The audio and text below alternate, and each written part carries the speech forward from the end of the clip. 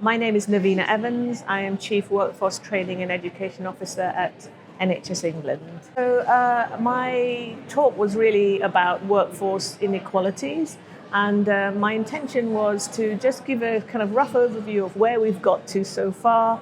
That the evidence for tackling inequalities is like we don't need to argue about that anymore. The third thing is, what structures we have in place that already is there to help us, that we do make progress, but progress is very difficult within the kind of climate that we're in. I wanted to make it clear that addressing inequalities is not just a good thing to do, but it's actually gives the answers to some of the questions and the problems that we need to fix. Big proportion of our workforce have got protected characteristics, are different, we're multicultural, there's so many women. So it's like doesn't make sense for us not to tackle looking after those people in order to be able to do the right thing for our population that we serve. So those are the kind of thing I wanted to get across in my talk. So I do often use personal stories. I think it's an important balance because I think it helps to connect with the people you're talking to. It brings things to life. It also, I think, also helps to stimulate the discussion about what solutions we can have. And like many of the audience, I'm a woman of color, I'm an immigrant, I have disabilities.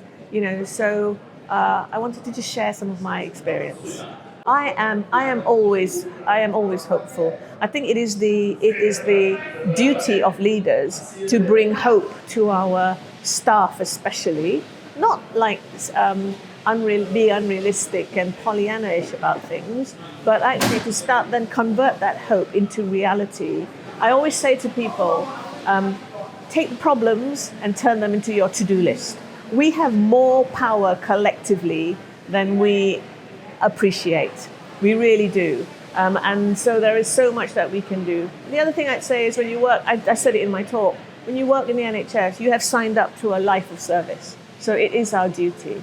I think that it's 1.4 million of us. Why wouldn't we have hope?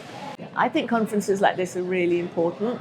And one of the things I like about Apna conference is it's not just a kind of, it's got a wide-ranging issues. It brings many, many different points of view together, addresses many different areas and topics. It is not excluding, and I think that's really important as well because that's where the debate can happen. I hope that by the end of the conference, there's also some action-oriented, results and decisions made to take things forward.